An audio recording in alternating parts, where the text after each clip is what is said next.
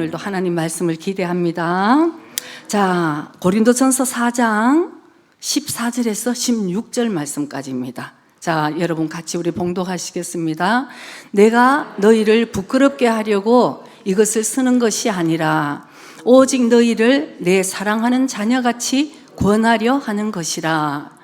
그리스도 안에서 1만 스승이 있으되 아비는 많지 아니하니 그리스도 예수 안에서 복음으로서 내가 너희를 낳았음이라. 16절.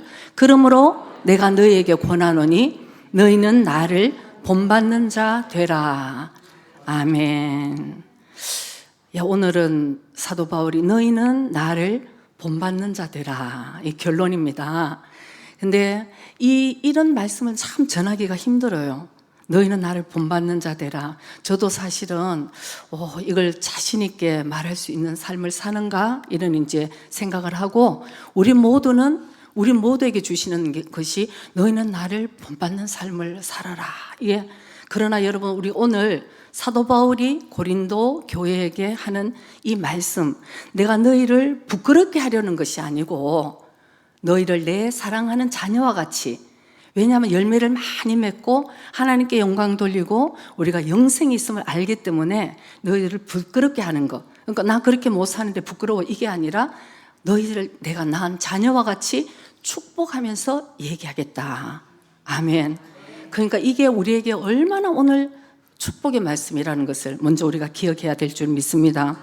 오늘 사도 바울은 너희는 나를 본받는 자가 되라, 이 말씀은 결코 사도 바울이 교만해서 한 말이 아니에요. 이건 너희는 나를 정말 본받았으면 좋겠다, 이 말은 우리는 이 말을 못하니까 자신 있게 못하잖아요. 그러니까 뭐라 그럽니까 여러분? 주님을 본받읍시다. 이건 아무 문제 없잖아요. 주님을 본받는 자가 됩시다. 아멘, 할렐루야. 그리고 나는 뭐 또 내 마음대로 살아. 내 중심적으로 살아. 이런 삶을 살기 때문에 너희는 나를 본받는 자가 되라는 말을, 이게 굉장히 하기 힘든 얘기예요. 저도 한 번도 안 해봤어요. 저 못하는 거죠. 너희는 나를 본받는 자가 되라. 그러나 가끔씩은 이런 문제에서는 좀 이렇게 했으면 좋겠다, 좀 이런 생각이 들 때가 있는데, 오늘 사도 바울이 고린도 교회에 이것을 풀면서 내가 너희들을 부끄럽게 하려는 것이 아니고 너희들은 제발 나를 본받는 자가 되라, 이 사도 바울의 이 마음이 굉장히 느껴지는 이 편지인 것 같습니다. 근데 우리가 성경에 보면은 사도 바울은 너희들은 나를 본받는 자 되라, 우리는 주님을 본받는 자가 되자, 이런 말씀도 있는 반면에 너희들은 본받지 말라는 말씀이 또 있어요. 로마서 12장 2절에 보면 너희들은 세상을 본받지 말라 그러시잖아요. 그러니까 우리 삶은 결국은 여러분 주님을 본받는 삶이 될 것인지 이 세상을 본받는 삶이 될 것인지. 근데 오늘 우리가 깨달아야 되는 것은, 주님을 본받는 삶은 여러분 쉬운 삶일까요? 어려워요. 여러분, 좁고 협착한 생명의 길을 가는 사람은 적다고 얘기하잖아요. 적은 정도가 아니라 거의 말에 그냥 아주 극소수. 넓은 길, 이 세상 가는 길은 여러분 안 가려고 해도 저절로 가게 되어 있어요. 넓은 길, 편한 길.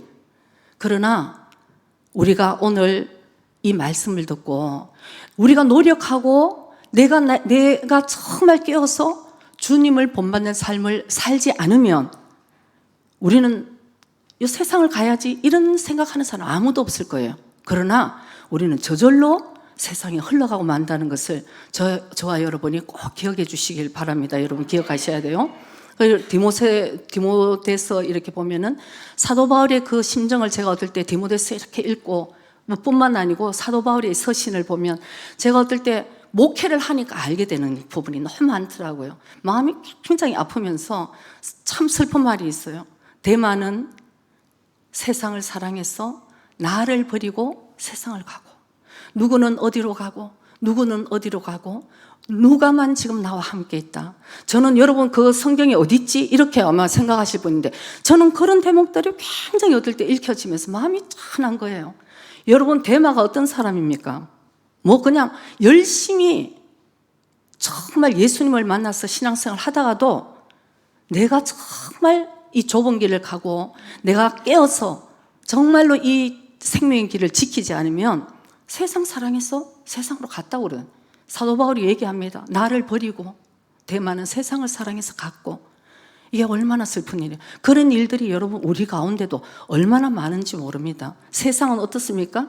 2000년 전에 예수님께서 이 세상을 얘기하실 때도 이 악하고 음란한 세대라고 말씀하셨어요. 그런데 지금 26년이 왔어. 이 세상은 여러분 어떤 세상일까요? 더 악한 거예요. 그래서 우리가 정말 비둘기같이 순결하고 뱀같이 지혜롭지 않으면 다 속고 마는 거예요. 광명한 천사와 같이 정말 마귀들이 와서 다 홀까닥 다 넘어가는 거예요. 이게 좋은 일이겠지, 이렇게 하면은 주님 기뻐하시겠지, 다 속는 거예요. 오늘 사도 바울이 고린도 교회에서 이제 이 편지를 썼습니다. 너희들은 나를 본받는 자가 되라. 그러나 여러분 우리가 알듯이 사도 바울은 처음부터 나를 본받아라고 말할 수 있는 사람이 아니었다는 것이죠. 얼마나 특심으로 하나님을 너무나 사랑했어. 예수님을 인정하지 않은 거. 지금 유대교, 지금 예루살렘, 이스라엘이 아직도 여러분 예수님을 구세주로 인정을 안 하는 사람이 많아요. 메시아닉주, 그래서 아주 극소수의 사람만 예수님을 인정하고 박해를 받으면서 이스라엘 안에서도 핍박을 받으면서 살고 있다니까, 신앙을 지킨다고. 그러는데 사도 바울이 그 중에 가장 아주 자기 의로 특심한 사람이었어요. 아주 그냥 하나님이 기뻐하시지 않는 것을 해가면서 내가 이렇게 하는 것이 하나님을 기쁘시게 하는 일이라. 그래서 막 크리스찬들을 잡아서 박해를 하고 아주 감옥에 넣고 얼마나 열심히 살았겠어요. 그러면서 어느 날 또 달려가서 크리스찬들을 잡아서 옥에 가두려고 가는 길에 우리가 잘 아는 다메섹 도상에서 그 살아계신 예수님을 여러분 극적으로 만나는 사건이 일어나잖아요. 그래서 갑자기 눈이 안 보였어. 그러니까 사도 바울이 묻습니다. 그러니까 바울아 네가 나를 왜 핍박하느냐, 이렇게 얘기하네요. 아니, 사도 바울은 지금 핍박한 적이 없습니다. 하나님의 영광을 위해서, 하나님을 위해서 자기가 지금 이렇게 하는데 왜 핍박이라는 얘기를. 그래서 주여 니시오니까 이렇게 물으니까 그 음성이 네가 핍박하는 예수라. 여러분 어떻겠어요? 내가 그 하나님 대신 예수라는 것을 여러분 지금까지 듣지도 못하고 지금까지 만나지도, 정말 듣기는 들었지 만나지도 못하는 예수를 다메섹 선상에서 사도 바울은 진짜 만나고 마는 것이에요. 그러니까 눈에 비늘이 벗겨졌다고 얘기를 하잖아요. 일본 말로 매니 우로꼬가 오치로 하는 말이 여기서 나왔대요, 여러분. 눈이 그냥 덮여 있다가, 육적인 눈이 덮여 있다가 사락 이제 우로꼬가 이제 눈이 비늘이 벗겨지니까 영의 것을 보게 된 거예요. 지금까지는 이 세상의 것을 다 붙들고 살아가는 자기 의로 똘똘 뭉친 사도 바울이 그때 완전 허물어집니다. 완전 허물어져서 어떻습니까, 여러분? 사도 바울의 삶은 우리가 알듯이 BC AD로 완전하게 변화해요. Before Christ, 아노 도미니, 이렇게 해서 완전 예수님을 만나는 순간부터 여러분 완전 BC AD가 확 변화버린 거예요.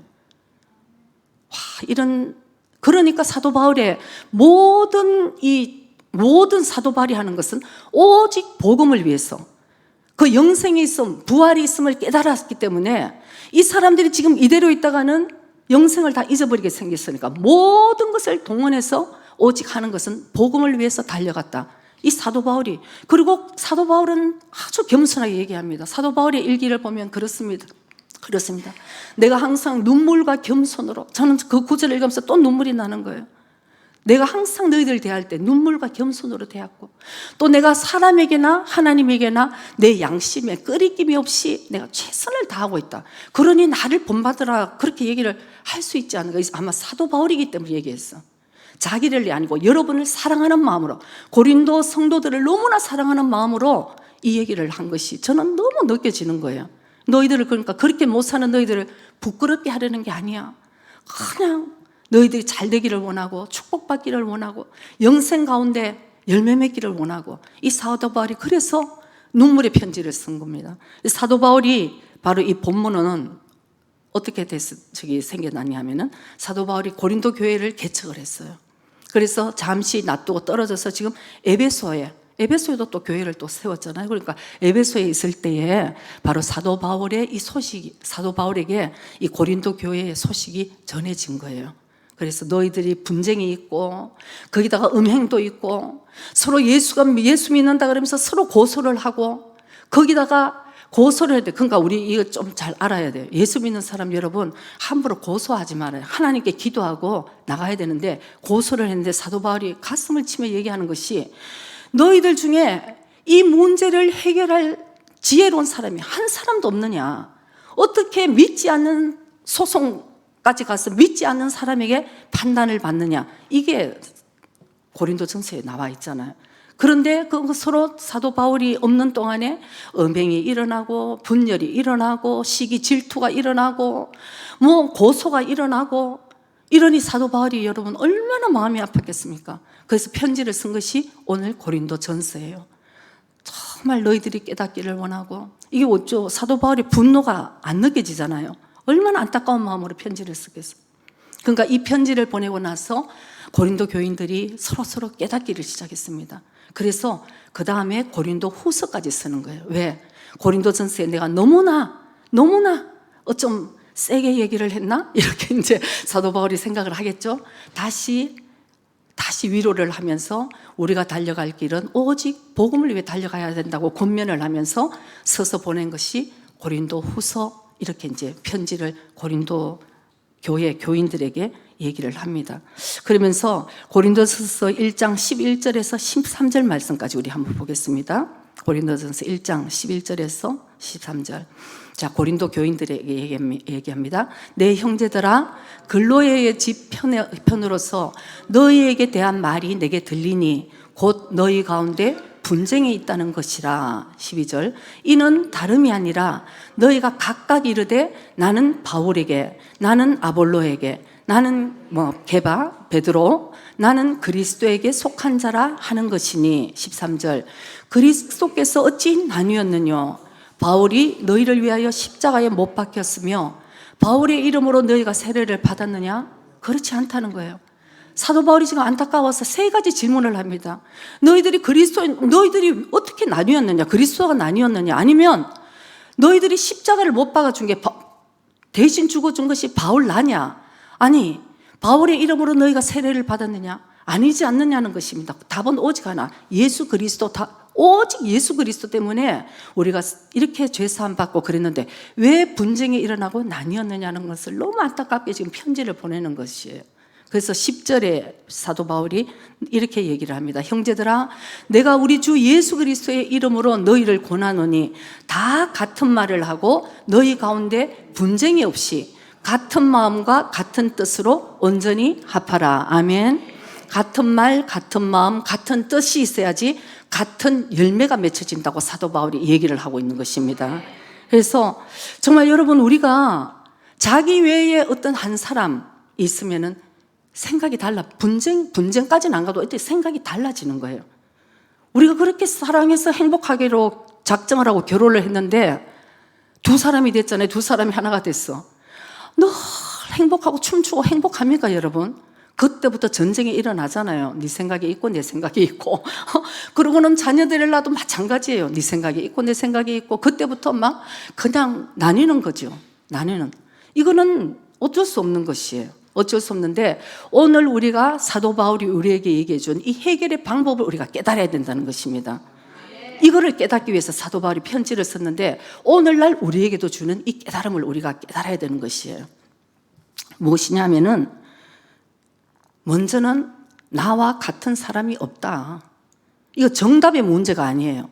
이게 틀렸다 맞다는 얘기가 아니라는 것이에요. 나와 다르다는 것을 일단 인정을 해야 되는 것이에요. 내 생각이 다 옳은 것이 아니에요, 여러분. 먼저 이걸 인정해. 내 생각이 옳은 것. 왜? 이사야서 55장에 보면 이미 하나님도 말씀을 하셨습니다.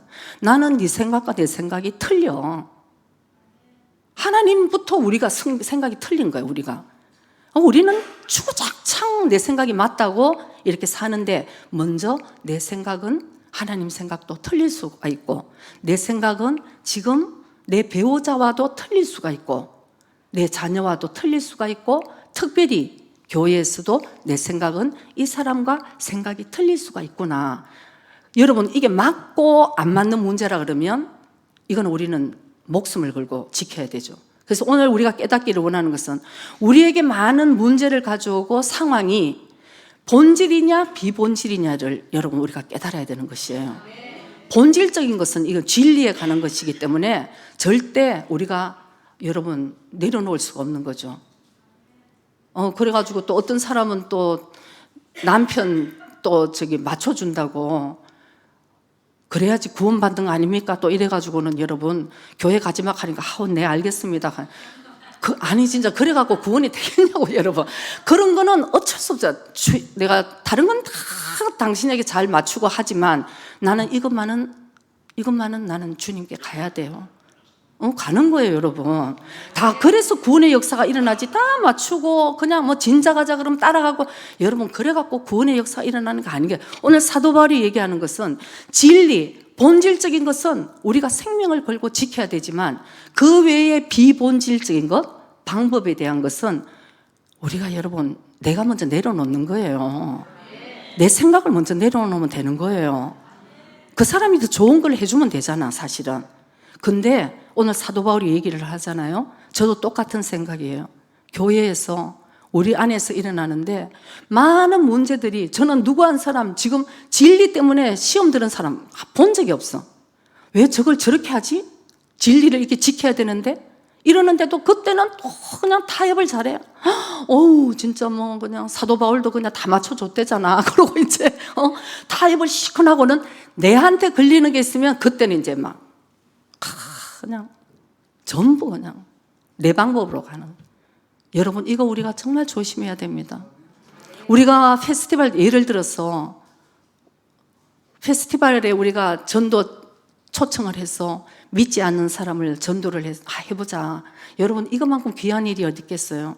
그래서 우리가 수고를 합니다. 이렇게 준비하고 수고를 하는데 다 끝마치고 나면 이제 우리가 하나가 됐어. 오직 하나는 뭐예요? 주 예수 그리스도 안에 들어가면 하나가 되잖아요.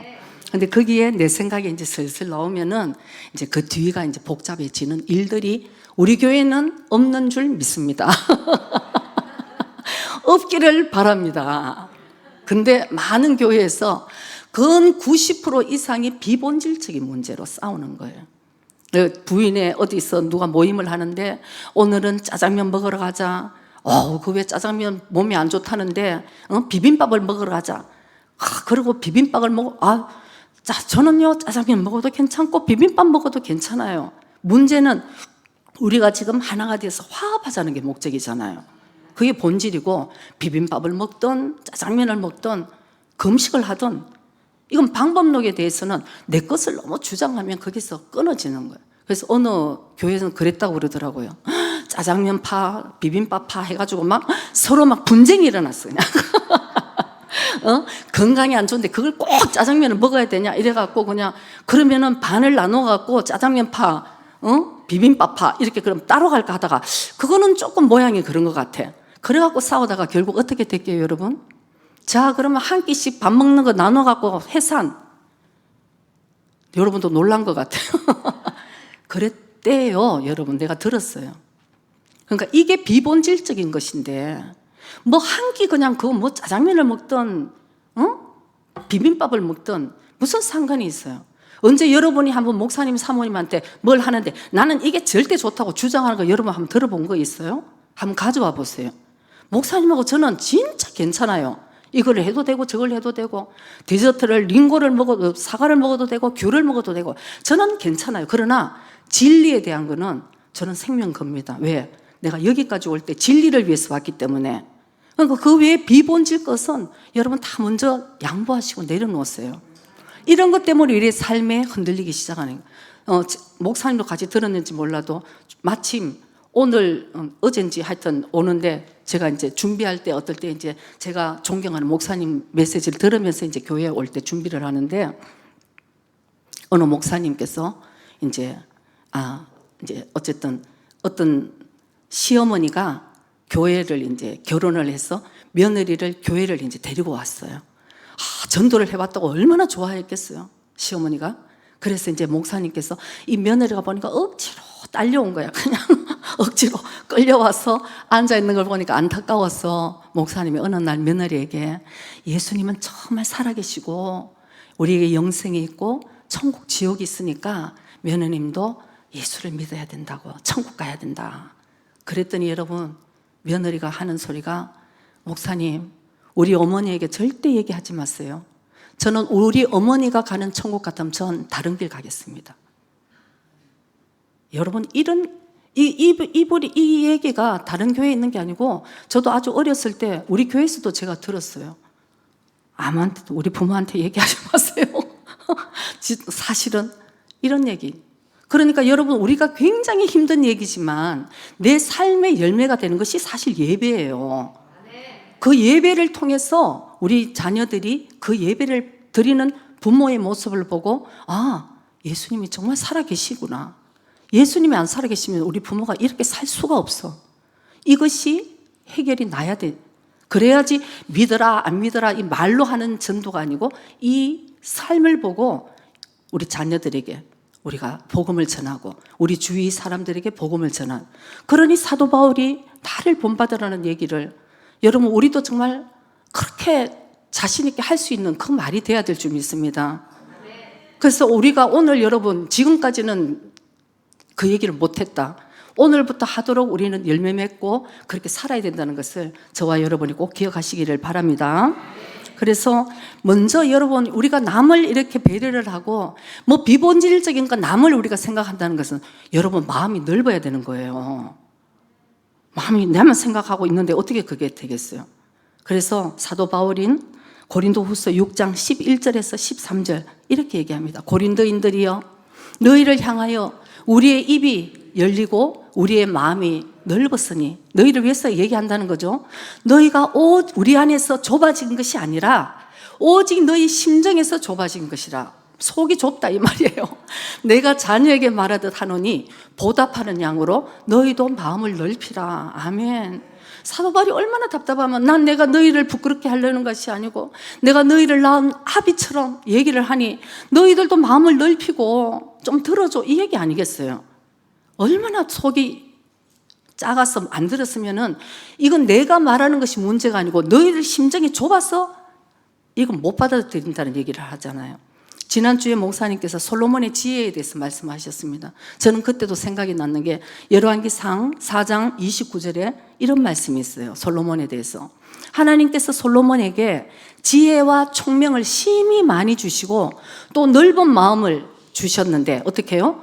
바닷가에 모래같이 하셨다. 넓은 마음을 주셨대잖아요, 여러분. 정말 우리가 이 넓은 마음은 우리 인간의 본성으로는, 여러분, 생길 수가 없는 거예요. 우리는 뭐든지 나의 중심적으로, 내가 잘 되면 좋고, 그리고 내가 잘 되고 나서 이 사람도 잘 돼요. 이게 우리 인간의 이 육적인 본성이고 정서인데, 넓은 마음을 주셔서 내가 다 양보하고 내가 정말 더 넓은 그걸로 그 사람을 품고, 이것은 그리스도 예수의 마음이라는 것을 알아야 되는 거예요. 하나님이 마음을 주셨을 때, 그러니까 지혜의 영은 무엇입니까? 하나님의 마음이잖아요. 하나님의 영이 지혜의 영이에요, 여러분. 이 상황에서 이렇게 하는 것이 가장 하나님이 기뻐하시겠다, 이렇게 생각되고 깨달아지는 것이 지혜의 영인데, 그것은 주님이 주셔야지만 깨달아지는 거예요. 나만 생각하고 있는데 어떻게 그 넓은 마음으로 지혜의 영이 임하겠습니까? 그래서 가정에서나 교회에서 가만보면은, 여러분, 성숙한 사람들이 사실은 참아주는 거예요. 우리 목사님 제일 참고 계세요. 아니, 진짜 제가 어떨 때 저도 모르는 일이 많은데, 우리 진짜로 성숙한 사람, 우리 어제도 무슨 다른 데서 전화가 와서 이상한 일이 다 있다 정말 그랬더니 목사님이 웃으시면서 저한테 그러더라고요. 당신 모르는 것도 많어. 참고 계시는 거예요. 참고 계셔. 그래서 또 이 사람을 사랑하는 사람이 참아주는 거예요. 자녀들이 어떨 때 철이 없을 때 아무리 부모에게 뭐라 그래도 부모가 더 참아주잖아요, 여러분. 요새는 못 참는 부모들 있나요? 그러니까 정말 우리가 먼저 성숙한 사람과 사랑이 더 많은 사람들이 참고 기다리게 돼 있다는 것을 여러분 꼭 기억하시기 바랍니다. 그래서 오늘 사도 바울이 너는 나를 본받는 자가 되라 하는 것에 대해서 한 두 가지를 우리가 오늘 크게 본받는 것을 한번 생각해 보기로 하겠습니다. 먼저 사도 바울은 얘기를 합니다. 너희는 영적인 아비가 되라는 얘기를 하는 거죠. 15절에 보면은 사도 바울이 이렇게 얘기합니다. 그리스도 안에서 1만 스승이 있으되 아비는 많지 아니하니 그리스도 예수 안에서 복음으로서 내가 너희를 낳았습니다. 아멘. 스승들은 많다는 거예요. 일만 스승. 그러나 여러분, 이 스승도 가르치는 것 굉장히 귀한 것이에요. 바로 가르치는 것. 요즘은 뭐 교회가 뭐 진리를 바로 안 가르치는데 바로 가르쳐 주는 것만 해도 너무나 훌륭한 스승인데도 되고, 그것보다 더 훌륭한 것은 아비의 심정을 가진, 여러분, 가르치는 거하고 그렇게 사는 것은 사실은 똑같지 않아요. 저는 뭐 많은 목사님들하고 세계적으로 뭐 유명한 목사님들도 많이 만나봤는데, 제가 이렇게 쭉 이렇게 같이 옆에 있으면서 많은 것을 저는 깨닫고 배우게 됩니다. 어떤 분은 힘이 없는 것 같지만 그분의 삶이 너무나 존경스럽고 겸손한 분이 계시는가 하면, 정말 손가락으로 꼽을 정도로 유명한 그런 분인데도 불구하고 어머, 옆에 있다가는 큰일 나겠다 이런 분들도 있는 거예요. 가르치기는 너무 잘하지만 그 삶이 본받을 수 없는 삶. 근데 오늘 사도 바울은 고린도전서 이 편지를 쓴 것은 뭐냐면은, 여러분들 중에 나는 목회자가 아니니까 아비가 안 될 거야 이렇게 생각을 할지 몰라도, 오늘 사도 바울은 고린도전서 이 편지를 쓴 것은 고린도 교회의 전 성도에게 얘기했다는 것을 우리가 깨달아야 되는 것입니다. 그래서 아비된 마음이 있을 때, 우리가 여러분 같이 이렇게 있으면서 여러 일들이 많이 일어나잖아요. 참 일들이 많이 있어요. 교회만큼 일이 일어나는 곳도 좀 드물 거예요. 왜냐하면 사회에서는 비슷한 사람들끼리 묶여 있는데, 교회는요 여러분, 나이도 틀리지요, 학벌도 틀리지요, 뭐 경제적인 것도 틀리지요, 얼굴도 다 틀리지요, 뭐 모든 게 다 틀려. 이런 사람을 모아놨는데 이게 하나가 된다는 것은 이 기적인 것입니다. 오직 그리스도 예수 안에 들어갔을 때 우리가 이 일치되는 이 모든 것을, 그래서 사도 바울이 끊임없이 얘기를 하는 것이에요. 너희들이 먼저 영적인 아버지가 되라. 영적인 아버지가 되어서 좀 참아주고 견디고 기도해주고 이렇게 하는 것이 영적인 아버지의 삶이라는 것을 사도 바울이 이렇게 얘기를 하는 것이죠. 여러분, 먼저 우리가 아버지를 생각할 때 이 아버지의 모든 수고와 희생은 결국은 자녀를 위한 것이잖아요. 이것을 우리가 먼저 좀 깨달아야 될 것 같아요. 하나님은 나에게 어떤 분이신가? 아버지인지 이웃 아저씨인지. 늘 좋은 소리만 들으려고 그러면 이웃 아저씨죠. 이웃 아저씨가 누가 우리를 혼내주겠어요? 아버지니까 때로는 혼을 내고. 그러니까 요한계시록에 보면은 내가 사랑하는 자를 징계하고 책망한다고 말씀하신 거예요. 징계하고 책망하는 것이 목적이 아닙니다, 여러분. 너희들이 열심을 내서 회개해서 영생에 이르도록, 구원을 잃어버리면 안 되니까 책망하는 거예요. 만약에 잘못 길을 가고 있으면, 넓은 길을 가고 있으면 아니야, 그게 아니야, 너는 일로 와야지, 이런 얘기를 여러분 누가 하겠습니까? 부모니까, 사랑하는 마음이 있으니까 그 얘기를 할 수 있는 거고 해야 된다는 것이죠.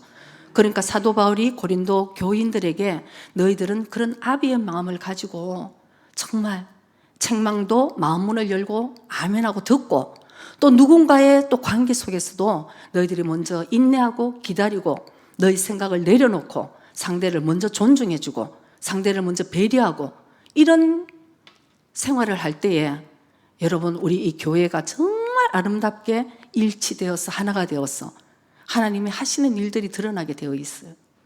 금요일날 이제 양 목사님 참 귀한 말씀을 전해주셨잖아요. 우리는 그렇게 알고 있지만 제일 중요한 것은 그 토대가 될 수 있는 삶을 우리가 밑바닥에 깔아야 된다는 거죠. 그것은 하나님이 우리에게 해주시는 것이 아니라고 얘기했잖아요. 누군가가 하늘의 미랄이 돼서 땅에 떨어져서 죽지 않으면 하늘 그대로 있지만, 죽었을 때 하나님의 많은 열매들이 맺히듯이 누군가가 예수님 가신 그 길을 나도 십자가를 지고 따르는 그 사람이 있을 때 그 토대를 가지고 하나님이 구원의 역사가 우리를 통해서 이루어진다는 것을 여러분 꼭 기억해야 될 줄 믿습니다. 그래서 고린도 교회는 일만 스승은 있으되 아비된 자가 적다 이렇게 얘기하는 그 기준에는 뭐냐면은, 고린도 교회는 여러분 은사가 아주 많은 교회였어요. 은사가 많다는 것은 뭡니까? 기도를 그만큼 많이 했다는 것이에요. 그래갖고 서로 앉으면은 가르치는 거예요.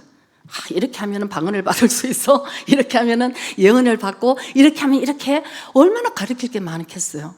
그런데 아비의 마음으로 섬기고 누군가가 하고 이것이 없기 때문에 사도 바울이 지식은 너희들을 교만하게 하고 사랑은 덜 세운다 이렇게 얘기를 했어요. 여러분 고린도 교회 같은 교회를 저는 다녀봤어요. 우리 그런 상담을 간증을 많이 했죠. 처음에 요코하마 교회에 다닐 때는 처음에 일본에 와서 그 교회는 성령도 인정하지 않고 우리가 기도하면 문을 닫아버리는 교회. 여러분 아마 상상 이해가 안 되는 교회를 다녔어요. 기도를 하면 문을 닫아버리고 전도를 해오면 목사님이 여기서 전도해오지 말라고 주일날 광고를 하는 교회를 다녔다는 거야. 진짜 여러분 교회 이 마지막 때에 살아있는 교회 만나는 게 이게 얼마나 큰 복인지 모릅니다, 여러분. 근데 그 교회를 다니다가 저희는 그때 성령에 불이 떨어진 사람들이거든요. 막 4기시 공원에 가서 막 기도를 교회에서 기도 못하게 쫓겨나서 4기시 신림 고행까지 올라가서 우리가 그때 기도를 했으니 주님이 얼마나 불쌍하게 받겠어요, 저희들은. 그런데 목사님이 나중에 아주 담대하게 주일날 광고에 기도도 하지 말고 전도도 하지 말라. 나는 지금 이 상황이 제일 좋다 이렇게 말씀하시는 순간 우리 목사님하고 제가 집에 와서 눈물을 흘리면서 여보 이제 우리가 이 교회를 떠날 수밖에 없겠다. 왜? 이 교회는 주님이 그 종에게 맡겨주셨으니까. 기도하지 말고 전도하지 말라는 교회에서 우리는 기도하고 전도하면 목사님을, 그게 여러분 맞는 얘기예요. 기도하고 전도하는 것이 하나님의 뜻에 맞지만 여러분도 잘 알아야 되는 것은 그 맡겨진 목사님 위에서 우리가 그러는 것은 하나님의 법이 아니에요, 질서가. 그래서 우리 목사님 그때 그 당시에 우리 담임 목사님 정말 성령 안에 충만하게 해달라고 얼마나 눈물로 기도를 하고 했는데 결과적으로 그 말씀을 하셨을 때 집에 가서 우리가 이제 더 이상 목사님을 괴롭히는 자가 되지 말고 교회를 옮겨야 되겠다. 정말 그때도 너무너무 눈물을 흘리고 이제 옮겼는데 동경으로 이제 요코하마에서 동경으로 이제 옮겼어요.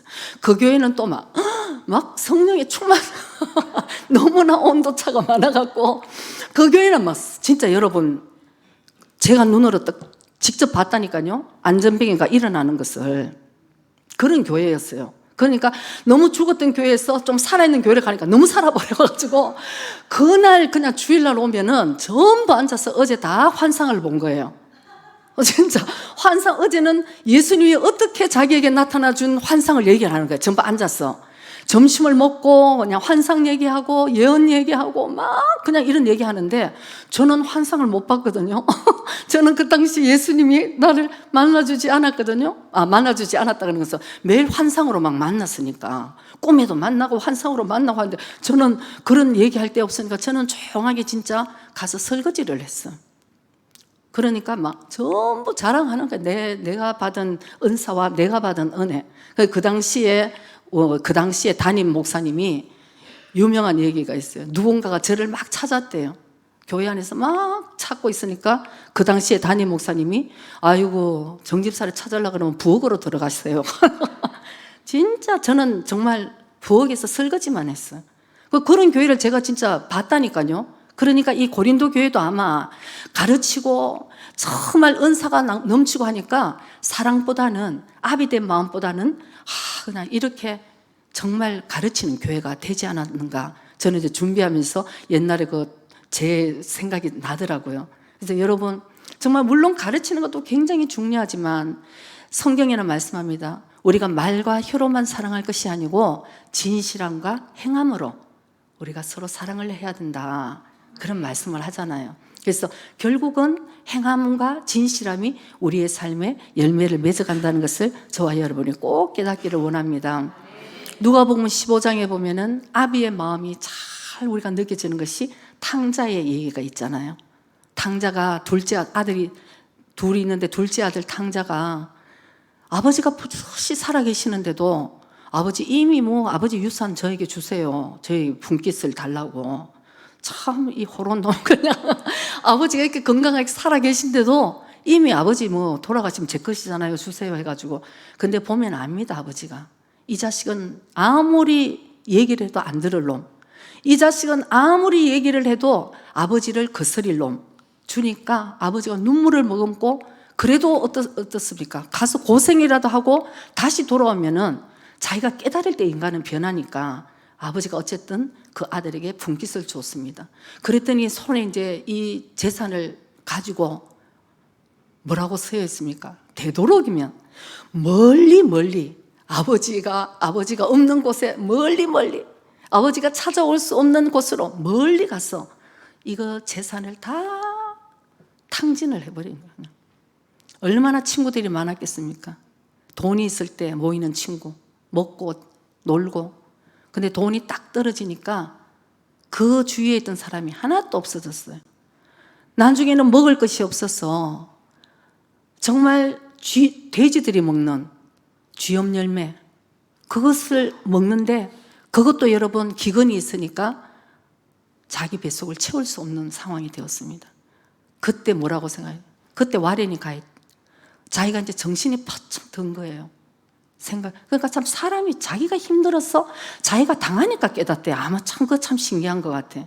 지혜로운 사람 미리 얘기 좀 깨닫는데 이거 지혜가 아니면 가서 아주 그냥 허랑방탕하게 다 살다가 결국은 주님한테 맞으니까 그때 자기 배가 고프니 기억이 난 거예요. 아이고, 생각해 보니까 우리 아버지 집에는 일꾼들이 많은데 우리 아버지 집 일꾼들은 배는 너무 이제 배가 부르게 살 텐데 나는 참 아버지에게 아들로서 받아달라는 소리는 못하고 이제 품꾼의 하나로 한 사람으로 받아달라고. 왜? 먹고는 살아야 되니까. 배가 너무 고프니까 이제 가는 거예요. 면목도 없어. 아버지 재산도 다 탕진해버리고. 몰골을 한번 생각해 보세요, 여러분. 뭐 거지 꼴을 해서 이제 아버지 집에 먹고 살려고 가는데 저는 그 대목을 읽으면서 아버지는 얘는 저 멀리 갔으니까 뭐 지발로 그냥 갔다가 뭐 돌아오겠지가 아니에요. 아버지는 늘 어딘가 둘째 아들이 오지는 않는가. 아버지가 그 살펴보는 그 느낌이 오는 거예요. 그래서 저 멀리 이제 오는 것을 보고 아버지는 압니다. 저게 둘째 아들이구나. 그래서 달려가서 눈물을 흘리고 끌어안고 입을 맞추고 잘 왔다고. 저 같으면 다 내가 이럴 줄 알았다고 얘기할 것 같아요. 네가 나갈 때 이럴 줄 알았다고 저 같으면 한마디 할 건데 이 아버지는 너무나 긍휼히 여기면서 먼저 여러분 그냥 끌어안아서 집에 데리고 가서 최고로 좋은 것으로 다 하잖아요. 근데 우리 조심해야 돼. 우리 모두는 이 큰형님 같은 마음이 있는 것 같아요. 그냥 전부 우리가 여러분 탕자로 생각하시지 마시기 바랍니다. 큰형님이 아주 문제예요. 그래서 형님은 안 기뻐했어. 형님도 안 기뻐하고 종도 안 기뻐했는데 그냥 아비만 기뻐하신 거예요. 아버지만 아들이 온 거. 그래서 이 아비의 마음이라는 것이 여러분 얼마나 중요한지 몰라요. 그냥 불쌍하게, 자식을 불쌍하게 여길 수 있는. 그래서 성경을 읽어보면 하나님이 우리를 긍휼히 봐주셨다. 하나님 우리를 불쌍히 보셨다. 왜? 우리는 진토와 같은, 이게 빡빡 악을 쓰고 이러고 있어도 결국 죽으면 흙으로 돌아가는 인생인데 하나님이 우리를 불쌍히 보셨다는 것이 성경에 참 많이 나와 있어요. 하나님 불쌍히 보시니까 우리가 오늘날까지 그 끈기 있게 기다려주신 하나님의 그 기다림 속에서 겨우겨우 사람이 돼가고 있잖아요, 여러분. 그러니까 우리도 누군가가 기다려주고 주님이 기다려줬으니까 우리도 누군가 부족한 사람을 기다려줘야 되는 것이에요. 저 사람이 과연 변할까? 언젠가 변하는 사람이 있어요, 여러분. 진짜. 그리고는 나도 누군가에게 그만큼 진짜 힘들게 했는 수도 있잖아요. 그러나 누군가가 나를 지금까지 기다려줬다. 주님이 지금도 나를 기다리고 계시고 그 기다림이 인내하는, 사랑이라는 것은 결국 인내인 것 같습니다. 끝까지 기다려주는 그 주님의 사랑을 우리가 믿는 거죠. 그러면은 그 사랑을 우리가 받았어. 우리도 작은 예수가 되는 것이에요. 흉내라도 내는 거. 그럴 때 너희는 나를 본받아라 이렇게 말할 수 있는 것이에요. 저도 제발 진짜 이 말을 내가 자신 있게 바울처럼 그냥 나를 좀 본받으라고 얘기를 할 수 있는 사람이 되기를 간절히 소원합니다, 여러분. 우리 정말 우리의 삶에 정말 여러분과 제가 나를 그래도 좀 그럼 누군가가 나는 저 사람을 참 본받고 싶어, 이런 얘기를 우리가 들을 수 있으면 우리 인생은 여러분 얼마나 행복한 인생일까요? 그래서 근데 사도 바울이 칭찬하는 교회가 있습니다. 데살로니가 전서 1장 6절 7절. 데살로니가 교회인들에게는 사도 바울이 이런 편지를 합니다.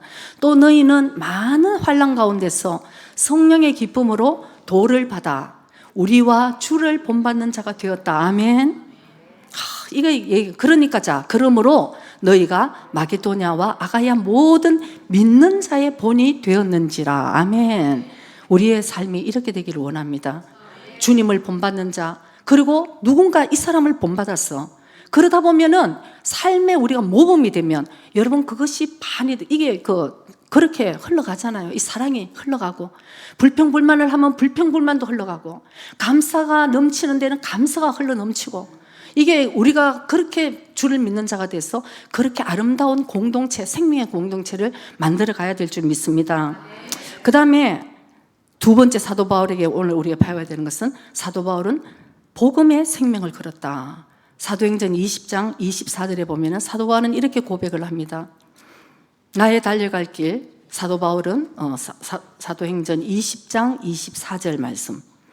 나의 달려갈 길과 주 예수께 받은 사명, 곧 하나님의 은혜의 복음 증거하는 일을 마치려 하면은 나의 생명을 조금도 귀한 것으로 여기지 아니하노라. 아멘. 사도 바울의 고백입니다. 사도 바울은 여러분 우리가 알듯이 초 엘리트였어요. 그 당시. 그 당시는 여러분 로마 시민권을 돈으로 막 샀어. 천부장이 자랑하는 시대였어요. 나 로마 시민권 돈으로 샀어. 그러나 사도 바울은 나는 태어날 때부터 로마 시민권이야. 내 시민권자. 그러고는 사도 바울의 박식은 그 당시에 너무나 최고. 그렇던 사도 바울이 여러분 예수 그리스도를 만나는 순간 BC AD가 확 변하면서 가치관이 확 변하게 된 거예요. 지금까지는 이 세상의 모든 가치관으로 살고 이 세상의 성공, 출세 모든 것을 걸었던 사도 바울인데, 그 가져있던 모든 것을 사도 바울이 뭐라고 얘기를 합니까 여러분? 나는 다 배설물로 여기냐. 나는 배설물로 여긴다. 생각해 봅시다. 우리는 예수님을 믿는데 사도 바울은 가지고 있던 것조차도 배설물로 여기고 버리고 복음을 위해서 달려갔는데, 우리는 그 사도 바울이 버린 배설물을 주워 담으려고 살려고 그러고 있는 우리는 있지 않은가? 우리는 한번 반성해 봐야 될 수 있는 것 같습니다. 그래서 사도 바울이 이 땅의 가치관에서 하늘나라 가치관으로 완전하게 변화되면서 오늘 그렇잖아요. 내가 이 은혜의 복음을 전하는 것으로 내 생명을 조금도 내 목숨을 아깝다고 생각하지 않겠다. 저는 참 사도 바울이 어떤 마음으로 복음을 전했는가 이런 생각을 해보면서, 오직 우리가 여러분 정말 주는 것이 복되고 주는 것이 여러분 행복하다는 것을 깨달아야 되는 거예요. 우리는 결혼도 내가 행복하기 위해서도 결혼하고, 예수를 믿어도 정말 목사님에게 사랑받기를 원하고, 더 그런 마음이 있어요. 저도 여러분들에게 인정받고 사랑받고 싶거든요. 그러나 그것보다 더 우리는 예수님께 인정을 받고, 바로 주님의 사랑으로 내가 충만해서 사랑을 흘려보낼 때에 우리의 진정한 행복과 사명이 거기에 있다는 것을 우리가 깨달아야 되는 것입니다. 고린도후서 5장 15절에는 사도 바울이 이런 얘기를 합니다. 우리가 이제 달려갈 길이 무슨 길이냐면은, 지금까지 나를 위해서 죽어주셨던 예수 그리스도를 내가 이제 만났으니 우리의 남은 삶이 예수 그리스도를 위해서 사는 삶이 되라. 죽었다가 다시 사신 자를 위해서 살게 하려 하신다. 아멘. 이것이 우리의 삶인 것을 여러분 기억하시기 바랍니다. 오늘 우리가 특별히 한국 분들은 이 일본에 오신 것도 여러분들이 어쩌면은 일 때문에, 사업 때문에 오셨을 수도 있어요, 처음에는. 그러나 이제 생각을 바꿔야 됩니다. 우리는 하나님께서 한국 사람으로 선교사로 이 땅에 먼저 보내주셨구나. 내 가정에서, 내 직장 일터에서, 또 내가 교회에서 본을 보이며 나를 통해서 그리스도의 영광이 드러나기를 원하는 그런 삶으로 여러분 선교사적인 이 사명을 우리가 붙들어야 될 줄 믿습니다. 그래서 우리가 정말 가정에서나 주 예수를 믿어라 그리하면 너와 내 가족이 구원을 받으리라고 주님 약속에 말씀하셨으니까 그걸 붙들고 기도를 하는 것입니다. 그거 사명이 여러분 언젠가는 그 사명이 충만해서 언젠가 주님 앞에 우리가 서잖아요. 잘했다, 충성된 종아. 저는 여러분들에게 많은 간증을 이제 드리면서 30 몇 년 전, 그러니까 이제 목회를 하고, 어쨌든 어쩔 수 없이 그 당시는요, 지금은 너무 감사합니다 주님. 그러나 그 당시는 제 생각하고 달리 이 일본에 이제 목회를 해야 된다는 사명을 받았을 때, 여러분 제가 개척을 하면서 얼마나 제 자신과 싸웠는지 모릅니다. 나는 한국에 돌아가고 싶고 내 집이 있고 내 정말 친족이 있고 부모가 있고 내 친구가 있고 그 모든 이루어진 모든 완벽한 한국을 내가 돌아가면 지금도 행복할 텐데 왜 일본말도 못하고 아무것도 못하고 앞으로는 자녀 교육도 캄캄하고 어떻게 키워야 될지 모르는 일본 땅에 주님이 내가 너를 불렀다고 일본 땅에 그랬을 때 여러분 이런 황당한 일이 없는 거예요. 제 인생에서는. 그래서 도저히 이해가 안 되는데 일단 저는 주님을 만났으니까 제가 주님의 말씀에는 제가 순종을 한다고 이제 뭐 어쨌든 모양을 잡아서 이제 이렇게 목사 부인이 됐잖아요. 사모님이 돼서. 있는데 도저히 제 마음, 주님은 아시잖아요. 제 마음에게 기쁨으로 목회를 못 하겠는 거예요. 그래서 제가 어느 날 초기에 교회도 그때 너무 힘든 일이 있을 때 제가 한국을 갔습니다. 이제 여기 우리 요코하마에 우리 친척분이 계시는데 요코하마에 들렀다가 항상 올 때는 그 미나토가 미에루 오카 거기에 보면은 외국인 묘지가 있어요. 근데 외국인 묘지지만 선교사의 묘지예요. 그래서 항상 목사님하고 제가 거기를 잘 갑니다. 꼭 친척 방문하고 올 때는 일부러 거기 가는데 거기는 되게 작아요. 몇 사람 안 되고 그냥 외국인 묘지 이렇게 됐는데 한국에는 그 서울에 그 양화진이라는 곳이 있어요. 거기 양화진에 가면은 선교사 묘지하고 선교사들의 그 양화진의 선교사들 묘지가 있거든요. 거긴 굉장히 넓거든요, 여러분. 넓어서 한 사람 한 사람의 그 묘지에 그 메시지를 적어 놓은 걸 이제 다 있는데 제가 그 당시에 너무 힘들었을 때 제가 양화진을 갔어요. 서울에 가갖고. 나 혼자 그때 갔어. 비는 그때 엄청 오는데 제가 한 사람 한 사람 그 묘지 앞에 서서 제 마음을 결단을 합니다. 하나님, 그 당시 100년 이전에 이 척박한 이 한국 땅, 조선 땅에 그 부유한 삶을 다 버리고 이들이 20살, 여러분 20 중반 이럴 때 와서 결국 다 죽은 거예요. 그 어려운 풍토병도 걸리고 이랬어. 그러면서 죽어서 양화진 묘지에 묻혀서 그들이 남긴 말을 제가 하나씩 보고 제가 그때 얼마나 많이 울면서 제가 빗물도 울고 내 마음도 울고 이렇게 그냥 얼마나 울면서 다녔는지 몰라요. 그게 제가 기억이 납니다. 어떤 분이 내 생명이 1000개라고 하더라도 나는 이 땅에 묻히기를 원한다. 그리고 내가 이 땅에 묻히지만 내 자손도 이 땅에서 복음 전하면서 그들도 이 땅에 묻히기를 원한다. 여러분 이게 부모가 돼갖고 이 얘기를 어떻게 할 수 있겠어요? 제가 그 묘지 앞에서 얼마나 울면서 하나님 이분들의 이 생명을 건 복음 전도가 있었기에 오늘 내가 예수를 믿게 됐는데 이분들은 그 모든 부유한 것을 다 버리고 척박한 이 조선 땅에 와서 복음을 전했습니다. 이제 난 내가 주님을 만났어. 나는 내가 잘 먹고 잘 살고 내 땅에서 이렇게 살고 싶어 했는 내가 주님의 부르심은 네가 일본에서 그래도 복음을 전해라. 제가 그때 결단을 합니다. 아주 양화진을 울면서 다니면서 쫙 한 바퀴 다 돌고 몇 시간이 걸렸어. 제가 나올 때는 결단을 합니다. 주님 부족하지만 저를 붙들어 주세요. 주님이 있으라고 하는 곳에 내가 있겠습니다. 나는 아무것도 할 수 없지만 주님 저를 붙들어 주시면 제가 그 길을 가겠습니다. 그리고 결단하고 온 거예요. 그래서 제가 그 당시에 제가 로제타 홀이라는 여자 그 선교사의 그거를 내가 보게 되었는데 그 여자 선교사님이 한국에 처음 조선에 와서 첫 의료 선교사였습니다. 근데 내가 얼마 전에 이제 이걸 알았어요. 그 2017년도인가 이분의 로제타 홀이 한 6권의 일기책을 출간을 했더라고요. 근데 그 중에 제가 이제 보면서 참 집에서 이거 참 많이 울어서 제가 이제 너무나 많이 울어갖고 이제 눈물이 안 나오는 상황에서 이제 여러분들에게 전하게 됐어.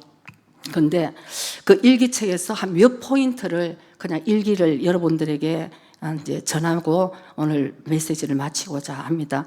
로제타 홀은 초등학교 교사였습니다. 그래서 편안한 삶을 살면서 행복하게 살았는데 어느 날 한국의 조선의 의료 선교사로 본인이 이제 가기 위해서 의과대학을 들어갑니다. 그래서 의과대학에 들어갔어요. 그래서 1890년 8월 21일 이제 버지니아에서 이제 출발해 오는 때예요. 그러니까 이 로제타 홀이 보니까 요코하마에도 동경에 와서 요코하마를 거쳐서 이제 한국으로 조선으로 들어갔는데 요코하마에도 한 2주간 있었더라고요 보니까. 근데 1890년 8월 21일 아직 버지니아입니다. 의료 선교사로 버지니아를 떠나는 아침의 일기. 안녕이라고 작별 인사를 해야 하는 시간이 되었다. 5년 아니면 좀 더 긴 이별이 될 줄 모른다. 근데 결국 50년이 걸렸습니다. 어머니와 나는 부엌에서 서로 입을 맞추어 이별의 인사를 했다. 눈에는 눈물이 흐르고 마음에서도 눈물이 흘러내렸다. 그때 아버지가 들어오셨다. 아무 말도 할 수 없었다. 아버지가 어떤 심정이었겠습니까? 먼저 아버지가 네가 사역할 때 행복했으면 좋겠다고 말씀하셨다. 그리고 1890년도 조선으로 돌아서 2년 뒤에 또 의료 선교사인 제임스라는 선교사 남편을 만나 결혼을 합니다.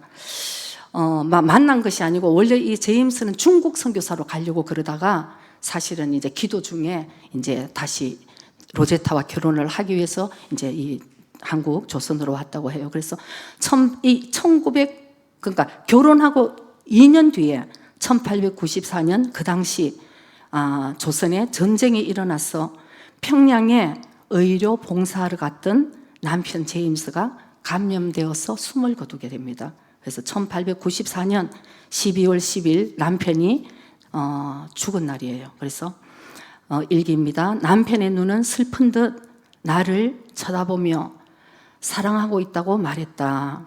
그 힘든 중에서 나에게 열심히 전하려고 했던 말은 내가 평양에 간 일을 원망하지 말아달라는 말이었다. 가지 않아도 될 일.